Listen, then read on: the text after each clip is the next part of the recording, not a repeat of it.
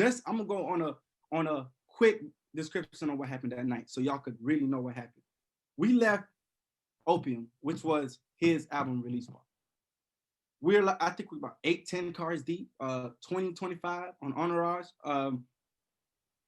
Everybody mind leaving the club is that we're going to the hotel and the Airbnb because that's normal routine. Yeah. We the club he went to, the after hours, wasn't getting paid for.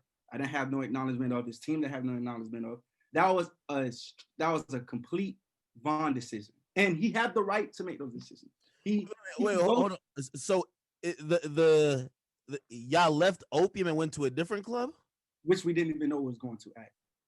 Okay, so the club that's in that security footage that's not Opium. That's not Opium. Oh, okay, okay. That's an after hour spot that we didn't even have no acknowledgement that we was going to. Okay.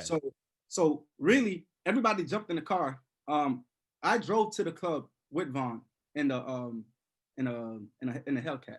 So going out the club, he jumped into the bulletproof truck, and it was him and maybe two or three more individuals in the drive.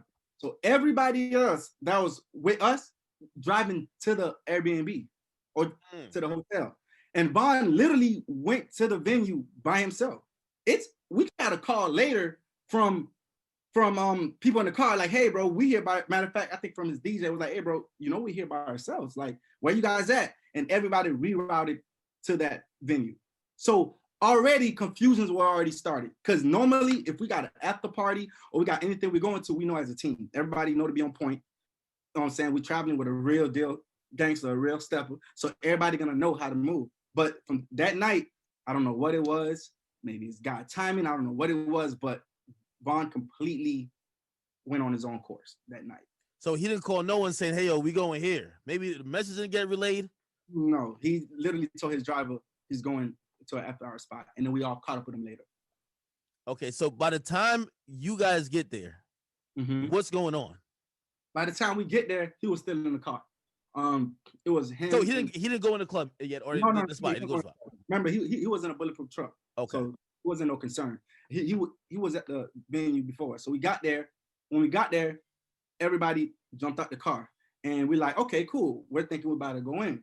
And for some, like this is, I can't make this up. For some reason, Von wasn't himself. I'm not gonna lie. This is somebody who's more on point than security at. This somebody I'm on the road with, I'm with him. Like, cause he know how to move, he know how to pick spots. Like, yo, this man is like, I promise you, the best artist I ever moved in my life as far as knowing how to conduct himself properly. But for some reason that night, it was off. Like, he stayed in the car for like 30-35 minutes, and everybody outside is cold and it's shivering. Like, everybody outside wondering, like, what's going on? So people starting to go back in the cars, like all the entourage, everybody was with, they went back in the car. So I went to the car he was in. I was like, yo, Von. Went inside the passenger seat. I'm like, yo, Von, bro, what's going on? Like, everybody here waiting, let's go. He was like, all right, let's go. So at that time, this is where the security come in at. At that time, we're telling security, hey, it's time to go in now. Von's ready. You know what I'm saying? We've been here too long. Let's go inside the club. So they do their rounds. They go inside the club. They check the venue, go inside, check the outside, make sure there's no threat. Now, common sense, if you guys know, security, nobody cannot go inside a club with a weapon. No matter who you is, you cannot enter a building with a weapon, especially a venue. So being alert that we're going into the club, all security put their weapon inside their cars because we're thinking we're going inside the club. Now, right before we go inside the club, one of his homeboys came to the driver's side and they said, hey, we seen so-and-so. I'm not gonna say no names. We seen so-and-so in the car. And instantly— in the car or in the spot? No, we seen, he literally, our car is right here. Yeah. And so-and-so put up right there. So you had one car, which is one car before, you had another car, which is our car right here, and you had other people parked, scattered everywhere else. And one of Von homeboys came to him and was like, hey, we seen so-and-so in the car, he's asleep. And he jumped up. I'm talking about like— Wait, so the other dude was sleeping? or or just like just not aware type shit. The other artist was sleeping, unaware. He just Okay. put up to the club. You know what I'm Yeah, saying? I'm not gonna give nobody no name, yeah. whatever. He put up to the club, and I believe it was just him and his driver. That's what supposedly what it was. Him and his driver, and a McLaren or some type of car they had. So one of the guys spotted him, and they came to the car where me, Vaughn, BJ, and a female, and one more person was in the car. And he came to the car and said, "Hey, so and so's here." And Vaughn just jumped up like, "Oh, come on, let's go." And with that reaction being so fast, we're like, "Hey, hold on, slow down." I'm like, "Hold on, what we about to do? Hold on, like you got jewelry on, all type of stuff. Hold on, bro." From that split second of his friend coming to tell him, Vaughn was out the car, and this is somebody who's normally, like I said, calm, collective, look around all the areas, just fill all the blanks because he been out here, so he know what to do. For some reason that night he was completely off. He jumped out the car. By the time Vaughn jumped out the car, I don't even think he knew where so-and-so was. He just jumped out the car. He bumped into so-and-so. As soon as he bumped into so-and-so, started brawling. From that 1.5 second of brawling, one of his so-and-so accomplice came through the side of a white car that we didn't even know was with so-and-so. That's how unaware the situation was. Yeah. Came out the car from the side, like y'all can see on the camera, and shot Vaughn and me 4 times. I think he let 4 or 5 shots off. Vaughn got hit 3 or 4 times. I got hit in the leg, started bleeding, went for cover. He was down. Are you on that security footage too? Like, yes. Okay. I'm the one that's moving as the altercation happening. I'm the one that's right by him, moving back. When the guy came and shot him, I was the one that was right by him. That's when the bullet hit me. So it was God grace that I didn't get shot nowhere else but my leg. So like in helping, because I think people are looking at the social media, and what you're talking about, like people that weren't there speculating.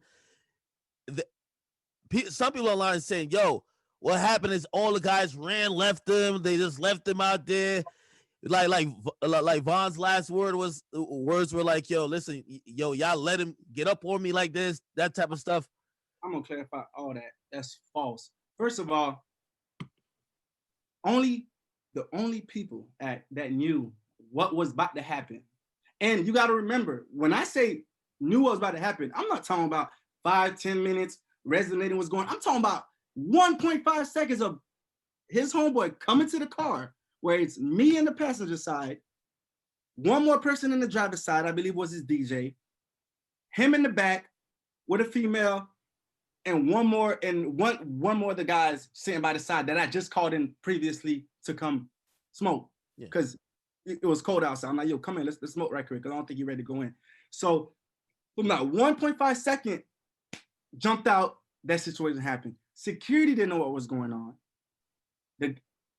Half of the guys that y'all blaming didn't know what's going on.